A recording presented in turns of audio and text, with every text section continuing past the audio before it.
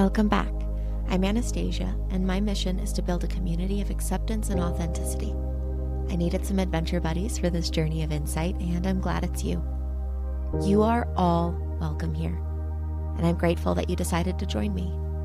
Today, I'm going to take a moment and reflect on the journey of Insights with Us, talk about what 2026 has in store, and then we are going to talk about what it means to do the deep, vulnerable work that we as humans shy away from. Some people call this shadow work, and it's working with the parts of us that hide in the shadows, who are afraid to be seen. Before we get started, I want to take a moment to thank my clothing partner, Occupied Mind. Occupied Mind's goal is to create a sanctuary of self-expression. Their belief is simple yet profound. Everyone deserves to feel at home in their own skin. We share that dream, which is why I support them, and my closet is slowly turning into an Occupied Mind showroom. Today, I am wearing the shirt My Demons won today because we're going to be talking about my demons, and I actually have a shirt that is bitchcraft, like witchcraft, but for the bitches. I'm so excited. I'm waiting for it to come in the mail. So there is a shirt for everyone out there, I promise you. Use code INSIGHTSWITHUS15 at checkout to find a shirt that speaks your mind and bears your soul.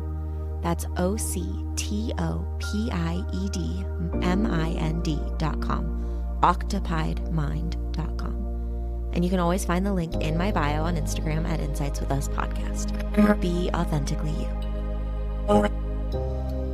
We have completed 2 years of Insights With Us, and I have so much gratitude for every single one of you. Gratitude for each of my guests that I have been lucky enough to connect with, and all of my listeners who continue to support me. This started out as a passion project with friends and colleagues who were willing to join me, and it is turning into a real live guest show. We've had guests from all over the world these last 2 years, from all sorts of disciplines and backgrounds. But there is a theme that remains true through most of our stories. Break free of the boxes of who you think you're supposed to be and find your true self. If you stop worrying about what will make others happy and listen to your inner voice, you will find freedom, self-love, and a deeper connection with those around you. We've had guests who have completely broken free and love being their authentic self, guests who are in the messy middle of that process and can see the benefits that they hope to gain, and guests who are just starting to learn what this means and what is possible for them. I have loved this experience, and I can't wait to share this next year's lineup with you. We have more therapists like Brittany Latta, whose episode is already available and started 2026 off for us. She is a trauma therapist who focuses on supporting queer and neurodivergent identities. So if you haven't listened yet, go back, listen to that episode. Love her.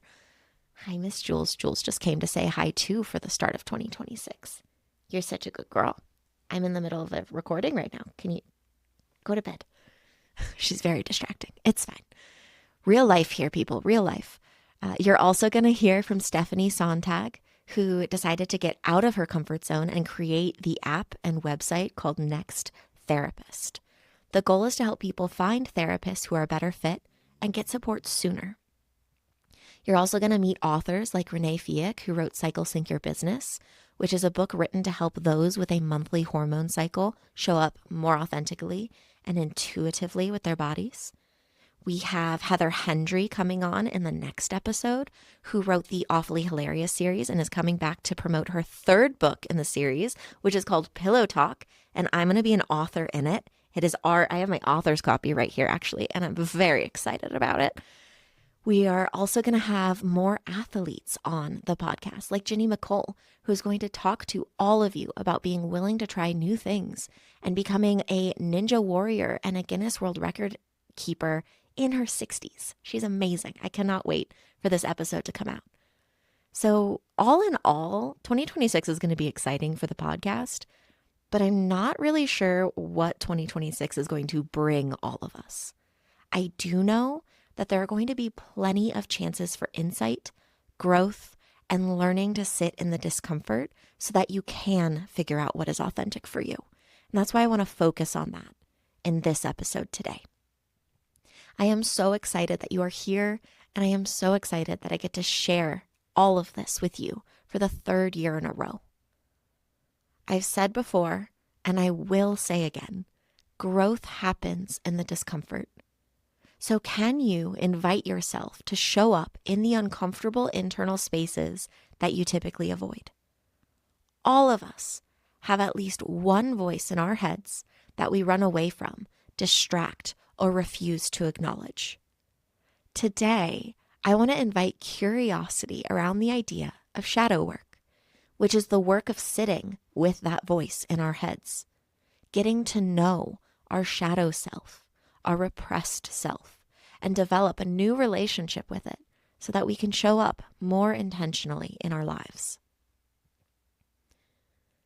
Carl Jung once said, "Until you make the unconscious conscious, it will direct your life and you will call it fate." I always use January as the slow beginning of the year, which is why I didn't post a solo video at the beginning of January. I take my time. I move with calm intentions, and I set myself up for the other 11 months. I take this time to get to know what is in the corners of my mind, the shadows, if you will, and identify what needs are not being met and what I might want to prioritize moving forward. This January, for this podcast, I have been sitting with this idea of shadow work. And let's be real, I actually started writing this script months ago, but I kept putting it off because it just didn't feel quite right. And I feel like this is the time for you all to get this episode. So how can you be curious about where you're at in your life journey and what growth you still have left to do? As I just mentioned, one of the biggest themes in this podcast so far, and I'm very proud that it's a theme, is becoming your authentic self. Healing the parts of you who have been taught to show up for others, to people please, to put on a show so that others are happy. And as you heal, begin to actually choose what feels right for you. In theory, this would feel great. It would feel freeing. But when you start this work, you have to constantly come face to face with those pieces of your soul who think that what you're doing is wrong or bad, that others need to be the priority, or that if you show up as yourself, no one will like you or accept you. This work is exhausting. It's anxiety producing. And if you aren't quite sure how to sit in that discomfort, it makes sense that you feel like you're doing something wrong and that your instinct might be to run away, to not try, or to give in to those expectations that others put on you, or that you put on yourself out of fear that others would put the expectation on you. Like, are they actually telling you that's what they want, or are you just trying to read their minds? So it's okay if you run away from the uncomfortable thoughts or feelings that are inside of you. It is a normal reaction to have. All of us have this reaction. And until we learn how to sit in it, we will continue to react in this way because it's needed to survive. And it is the easiest way to navigate it, by avoiding it. One of the most common examples of this is if we have to have a hard conversation with someone, especially if it's someone we love. Even if talking to them is the best answer in the long run and will better your lives moving forward because you talked about it, we always tend to leave it to the last second or avoid it at all costs. It's easier to procrastinate it or never add it to our to-do list than actually sit down and have that hard conversation. We're avoiding that hard conversation with ourselves. And shadow work is deciding to have that conversation. Even though we're not going to like it in the moment, it's going to be better for ourselves in the long run if we actually speak to ourselves and understand what's going on in our heads. I honestly believe that if people learn how to sit in this kind of discomfort, a lot of relational problems would dissipate, or at least resolve easier, and there would be a lot less pain in the world because people would be talking about it instead of running away from it and blaming others. And little soapbox here, you can't really learn from history if you're not willing to stop and look at the pain and violence of those mistakes in history. If it's too uncomfortable to look at, then you're not going to learn from it, and then you're doomed to repeat those mistakes. That is what we're seeing here. People are avoiding the stuff that makes them uncomfortable. Look at that. We are now living what is uncomfortable. This is painful and this sucks, and we're not going to talk about it in detail today because I have mentioned a lot of things about this in the podcast so far, and I want to focus on the internal work. Because if we can do the work for ourselves, then we can show up in that space with others, show them it's okay to do that work, encourage them to do that work. This is going to spread across the world. So sustainable change takes time. Let's make it sustainable. Anyway, back to it. We often like to run away from it and blame others for our pain.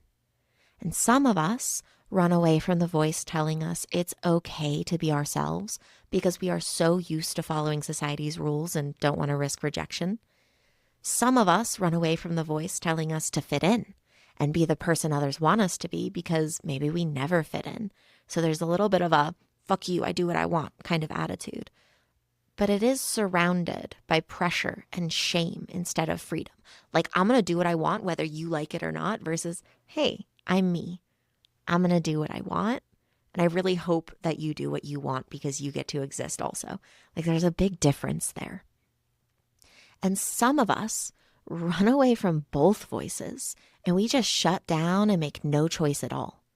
This decision paralysis can be debilitating because you know what you want and you know the discomfort or judgment that might come from wanting it. There are so many voices within us, all trying to help us solve life's problems. So what happens if you stop running? If you actually pause long enough to listen to what they have to say? What if you start taking steps to be yourself, even if there is a part of you that is afraid it's wrong? Each of us is different, which means the initial reactions if we stop running will be different. But based on experience, here's my answer. When I first stopped running, there was a lot of heaviness and fear. Those feelings in my body were completely overwhelming and impossible to hold. Imagine a dam that was meant to hold back a river. If you don't open the dam occasionally and let the river flow, the pressure builds behind the wall. And when you do eventually open it, that initial burst of water is powerful. It is overwhelming. The same is true for our feelings and thoughts. But if you open the dam and you sit in that experience, even if it's overwhelming, it won't destroy you. You might cry or panic or hurt. I did. And then eventually the pressure lessens. There is a little more space to look around in that experience and have curiosity for what's going on. And in that space, you can even look at that heaviness and maybe be curious about what that feeling is trying to tell you. Over time, that dam can actually be open the majority of the time because you can handle the flow of your feelings and reactions. And you only need to close it in specific situations. Like, I'm human, I have feelings, I have hard days. And in this podcast, I share vulnerable ideas and examples with you. But while I'm recording, I do have my dam closed. I'm not letting myself sit here in the hurt or the pain and cry so hard that none of you can understand me because I want to share these ideas with you. And then later, if I am holding something heavy, and let's be real, I'm at the start of 2026 right now, I'm definitely holding some heavy stuff. I open that dam once I'm able to, once I'm in a space where I can, and I let those feelings flow. I don't just close it forever and refuse to acknowledge it. So this overwhelm, this anxiety that I felt now that the dam is open, once I survived that initial pressure, I asked myself, what's in this? What can I learn when I stop trying to cover it up? What can I be curious about? I've said in previous episodes that big out of proportion reactions is always a great space to pause and be curious. Like, why am I screaming at my loved one? Why am I crying uncontrollably? Why am I having this panic attack? Maybe we don't understand the why, but it can be used as a cue for something else is going on here. This can also be a cue that there is a shadow self at work here. And if we stop trying to run away from it or hide from it or control it, maybe we can actually have some curiosity. So cues that your shadow self is present, like I said, could be angry outbursts or jealousy or feeling judgmental or fearing judgment, being defensive, being stubborn, being anxious or full of panic. Any of these really intense experiences that we'd want to run away from, there's something in that. So for me, my shadow self showed up in anxiety, defensiveness, and fear of judgment. I realized that I grew up trying my best to never have needs, to never be witnessed. I just walked through life trying to take care of everyone else. And I wasn't explicitly told that I wasn't allowed to have needs, but there was a pattern where if my need contradicted that of someone else, my need was often, unintentionally, disregarded. This pattern strengthened over time, and then I was the one disregarding my own needs. No one even realized what was happening. So of course I had anxiety. I was never allowed to say what I wanted. Whenever I had a need, I would fall apart in a panic because it meant I was failing. Being vulnerable and showing these parts of myself, trying to stand up for my needs, felt impossible because it meant I was doing something wrong. I wasn't supposed to ask for help or have an opinion that didn't match others. So I always kept it hidden and never told anyone what was going on. Then I became a therapist, and I tried to help others believe it was okay to show these parts of themselves, that they could be safe. But I still never wanted to show my shadows to the people in my life. I kept trying to be perfect, and it was breaking me. My panic attacks were getting worse, my body was breaking down, and my chronic pain was becoming unmanageable. Trying to please others and show up in a way where I didn't need anything was killing me, and I couldn't do it anymore. That's when I started to speak my truth. First, just to myself. When I was quiet, alone in a room by myself, I was finally letting it exist, everything that was wrong and what all my needs were. Then I started talking to a trusted friend who was able to show up for me. Shout out to Sadie, who is a regular on this podcast, and we are planning fun projects for 2026, so stay tuned. I also went to therapy and let someone else show me it was okay to exist and have needs. I became a big believer in showing my humanity to the world. And in my work as a therapist, I would let my clients see that I was a real person who could normalize their fears because I had fears too. This led to the realization that while I've come a long way in this work, and I have been showing up more and more as myself, I would still revert back to the old versions around anyone who knew the old me. I would shut down, mentally run away, and pretend I was someone I wasn't in an attempt to rock the boat. In an attempt to not rock the boat, rather. This was my next growth point. How can I start setting boundaries and showing up as myself around those who are used to me being a certain way? Can I stop locking away my feelings and my needs, even if it confuses my loved ones because they're not used to me being like that? This was the goal, but how do I get there? It's not just, ooh, I'm going to show up differently now. That's not how it works. So the next thing I did was to start getting to know the parts of myself that I would revert back to whenever I was in situations that reminded me of my past. I did the shadow work. There are 2 parts that I'm willing to share with you today. There are more, but I'm still building relationships with them, and they are not ready for me to talk about them yet, especially on a podcast with tons of listeners. So the first part is my feral cat. We've talked about him in the past when I first introduced parts work to all of you, And this is the part of me that gets really overwhelmed when multiple people try to tell me what to do, often with really good intentions, but trying to hear my own voice when I have several other voices in my head is challenging. I get overstimulated and my feral cat comes out and shuts down. He is the part of me that gets irritable and snaps at the people I care about because he feels like no one is listening to me or trying to understand what my needs are. And instead of advocating for those needs, my feral cat will just push everyone away and hide until they've stopped trying to tell me what to do. And then he comes out of hiding and handles the situation. The other part of me that shows up, I call my empty quarter. The empty quarter in the world is the largest sand desert, and it's in the Arabian Peninsula. And we used to visit and camp there when I was a child. You could get to the top of the tallest dune, which would take hours, look around, and there would be nothing as far as you could see. My empty quarter shows up just like that in my mind.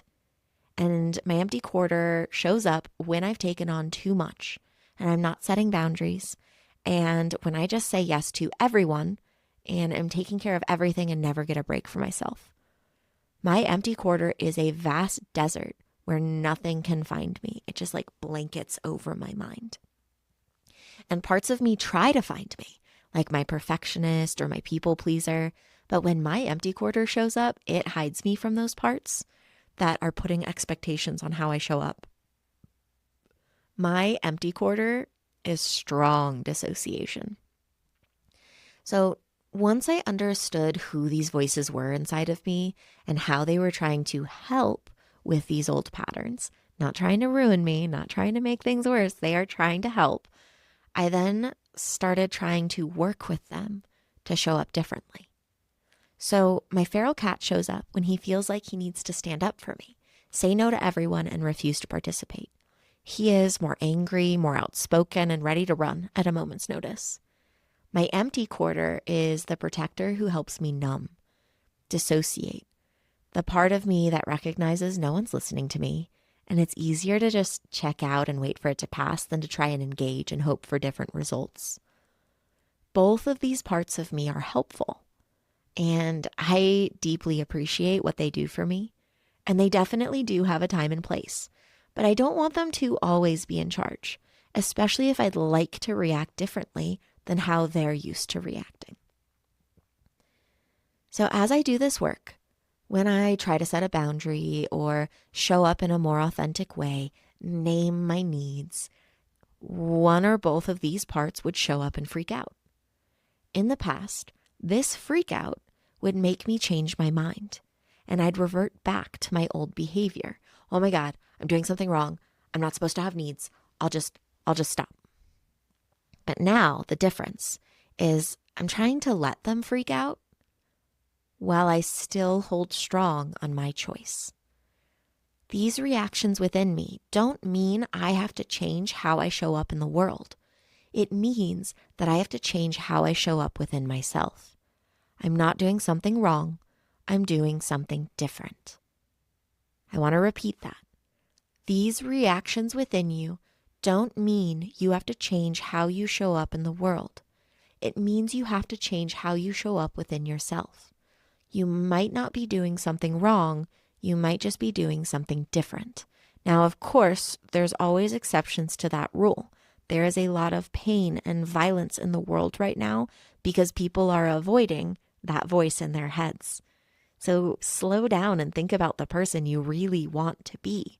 Do you care about kindness and love your neighbor and acceptance? And do you want to build a better world? Do you want to lead with love, or do you want to lead with fear? So if you are showing up in a violent way or a way that goes against your morals, well, then you might want to change how you're showing up in the world. But my guess is that is coming from an easy reaction or an easy behavior versus doing the hard thing and actually looking at what's going on within you. So pay attention to what's happening within you and then do the authentic thing. So for example, with me and what's going on, gesture wildly at everything right now, I'm feeling a lot of fear and anger and heartbreak. But that fear and anger and heartbreak isn't going to make me show up less. I am not going to go and hide because I am scared. I'm going to keep showing up. I am recording this episode with all of that in mind because I don't want to hide this. I want to name shitty things are happening right now. And it's okay to be afraid, but you are not alone. You are not alone. And it is worth the fight. All of this is worth the fight. Everybody being able to show up as their authentic selves is worth the fight. So I am fighting in every way that I know how. I hope you choose to do the same. Because you're not doing something wrong if that fear shows up. You're just doing something different. And I'm so proud of you, and you should be so proud of yourselves if you're doing something different and not just hiding. I learned that it is a lot easier to show up in a new way with new boundaries with people in your life who don't know you. Building new patterns with people who have a strong foundation in the old pattern can feel impossible, especially if there's conflict there.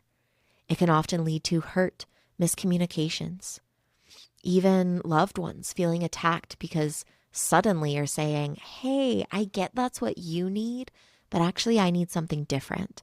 And I usually never tell you that, so I get that this is freaking you out, but you not hearing me hurts. And I want to be able to talk to you about that in our relationship. Yeah, it freaks people out when you change, especially if they aren't on the journey that you're on. This is an experience with anyone who tries to heal or tries to set boundaries. It becomes obvious who is growing with you and who isn't, or if both of you are growing, that you're in different parts of the journey. And if someone isn't willing to find the curiosity and grow with you, to listen to those boundaries when you say no, this can lead to a lot of hurt feelings because they think you're blaming them or attacking them instead of the truth. You're just setting boundaries with them, maybe for the first time in your life. I help someone through this at least once a month, and I have navigated it myself several times over the course of my adult life. This is such a common interaction. It is not unique.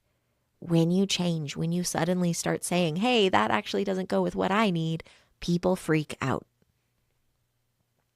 And for those of us on the healing journey, or who are farther along in the journey, you also need to remember that you cannot convince someone to do the work if they don't want to, even if it breaks your heart that they won't do that work. You have to accept them for who they are and what they are willing to do. But you can still set boundaries with them, and you're allowed to be upset when they don't listen or respect your boundaries. It is a complicated line to walk, but it's an important one. You're allowed to have your feelings and wish they could see it the way you're able to, but you can't make them. You need to find acceptance around that if you want to keep that person in your life. So let me give you an example. When I was first moving in with my partner, there was a lot of discussion around how quickly I was supposed to move out of my old place. There was no timeline for me, and I wasn't in a rush.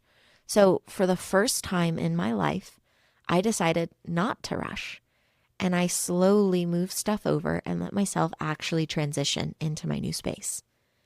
Now, some of my loved ones thought I was crazy and tried to push me to move at a faster pace, a pace that made sense in their heads because that's how I always moved. And I had to regularly set a boundary and try to remind them of my timeline and my plan. This led to some conflict because, again, that's really common. Because I wasn't just going with the flow like I always did in the past. My feral cat came out and panicked and freaked out, and I almost gave in and panic moved like they wanted. Just to make them happy. Let's just get it over with. But I didn't want to, though. I wanted to move slowly. I didn't want to feel panicked. So catch-22, I'm going to feel panicked either way. But I let myself freak out. I let my feral cat panic and reminded myself and my support system that there actually is no rush, that I'm not running behind. I am, in fact, right on time, and I will be completely moved out and into my new place on the date that I told them I would be. And you know what? I did. My nervous system likes moving slowly, with several opportunities to readjust and process the new information. So the fact that I could advocate for myself and make this happen, it is my absolute favorite way to move. And looking back, I'm really glad I didn't revert to my old self, that I stayed true to what was authentic for me. Even so, I had some people in my life who spent the whole time arguing with me, acting upset, and even refused to talk to me for some of it, because I didn't just agree with them and change my plan to make them feel better. It's hard work balancing this. So when you slow down and you look into your shadows, how can you let the flood of emotions exist long enough to know where those emotions are coming from? I was going to be panicked either way. I was either going to move really fast and be really anxious about how quickly I was moving, or I was going to move slowly in the way that I thought would be better for me, but then be panicked about what everybody thought about what I was doing. Panic either way. So how can you learn to be curious if the reaction is coming from your authentic self or if your anxiety is in charge? If it is coming from a desire to control, to fix, to distract from something, or to just make other people happy, there's a good chance that it's coming from your anxiety, that it isn't coming from your authentic self. So how can you recognize this and intentionally choose a different way to show up? How can you do the hard and uncomfortable thing even as everyone around you is trying to convince you to go back to the old way? The pattern that feels safe but might not be authentic. It's a hard one, and it is not easy. That's why therapy exists. That's why I went to therapy, so that I could have somebody go, hey, but what's right for you? This work, as hard as it might be, is possible. And I hope you find the courage and the curiosity to do it, because when I started to shine a light on the parts of me who have been hidden, even though there was a lot of fear and tears and grief, I also found self-love and compassion and trust and a new appreciation for who I am and how I show up in this world. Oh, so I want to end with some questions that you can ask yourself to begin fostering curiosity with your shadow self. Take your time with this. Pause as needed, maybe journal about it, but above all, remember that there is no right or wrong answer. We are just noticing what your voice in your head is saying. And once you can hear that voice, then you can decide if the thoughts are true for you or not. If you are listening in a place where you can't pause or think about each question, just notice that initial thought that pops into your head.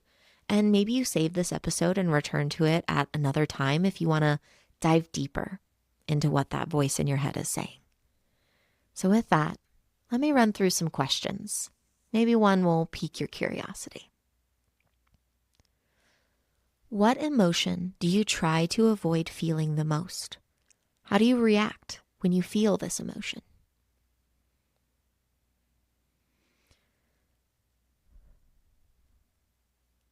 Is your inner voice kind or critical? What kinds of things does it say to you?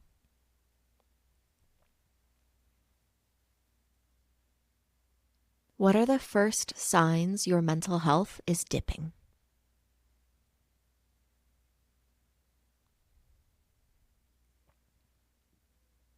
How do you think people see you? What is your reaction to this idea?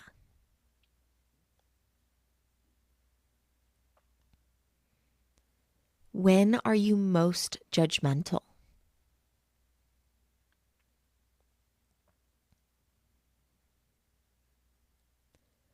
If you catch yourself feeling anxious or overthinking, what usually triggers this? What are those anxious thoughts saying?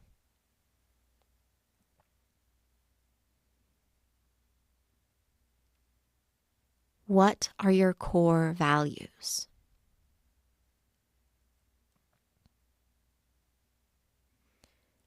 What does freedom mean to you?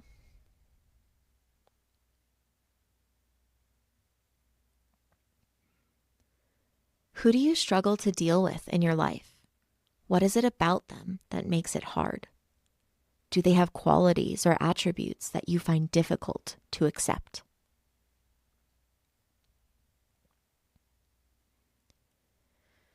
Who do you enjoy spending time with in your life? What is it about them that makes it enjoyable? What qualities or attributes do they possess?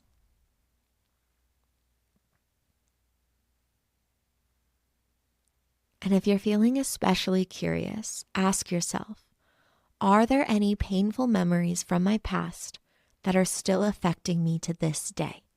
How do they affect me? Think present moment on that one. Don't just get stuck in the past. That's a hard one.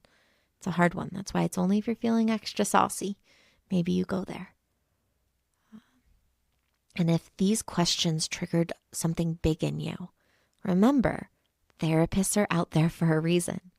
Our job as therapists, I'm not in therapist mode right now, but therapists are there to help you hold space for that hurt, help witness you, and help you find your authentic self through that space so that that anxiety and that pain and those memories aren't in charge of your life anymore. And there's a lot more to it, but that's how therapy helps in this context. Doing this work means learning to trust in your ability to sit in that discomfort, learning to let it be okay if these pieces of yourself react to a trigger, and noticing when that reaction is necessary, like feeling hurt by what's happening in the world, or if it may be due to something unresolved in your past, like getting angry at someone for saying something that might not have been meant negatively, but you took it the wrong way because of how you've been treated in the past. We all do this, I promise. That's why it's an example that I use. So I want you to be curious and notice what this episode brings up for you. Notice the voice in your head that you usually run away from. And if you can, maybe try to get to know it. Hopefully, something we talked about today resonated with you. If it did, let yourself sit with that idea for a little while longer. If you have any questions for this podcast or any themes you'd like us to focus on in the future, send us a message on Instagram at Insights With Us Podcast, or send us an email at insightswithus@gmail.com. If you enjoyed this podcast and want to hear more, please follow, like, or subscribe. You can find video episodes on Substack or YouTube, and you can support me, Anastasia Soroka, on buymeacoffee.com. You can find digital downloads on my website, happymindwellness.com. Thank you for being my adventure buddy. I appreciate you, and I appreciate you being here. Thank you for creating insight with us.